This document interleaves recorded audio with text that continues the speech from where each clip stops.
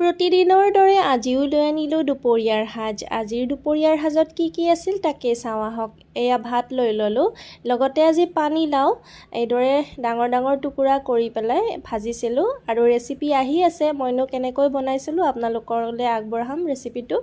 আৰু এইফালে মই আজি চাটনি এখন বনাইছিলোঁ মটৰ আৰু তিলৰ সৈতে, তাৰ ৰেচিপিটো মই আগবঢ়াম আপোনালোকলৈ।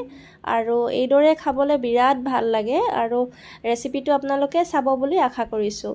আৰু এইফালে মই বেঙেনা আৰু আলু পিটিকা লৈ ল'লোঁ, লগতে বিলাহী আৰু পিঁয়াজৰ এখন চালাড লৈ লৈছোঁ। আৰু চালাড এখন ৰাখোঁৱেই, আজি তিয়ঁহ নাছিলে গতিকে এইদৰেই চালাডখন লৈ ল'লোঁ। তাৰপাছত মুগ মচুৰৰ দালি লৈ লৈছোঁ। আৰু আজিৰ দুপৰীয়াৰ সাজটো আমাৰ এইদৰেই আছিল। আৰু আজিৰ দুপৰীয়াৰ সাজৰ ভিডিঅ'টো আপোনালোকৰ কেনেকুৱা লাগিল জনাবলৈ নাপাহৰিব। ভাল লাগিলে লাইক কমেণ্ট শ্বেয়াৰ কৰি দিব। ভিডিঅ'টো শেষলৈকে চোৱাৰ কাৰণে সকলোকে বহুত বহুত ধন্যবাদ জনালোঁ।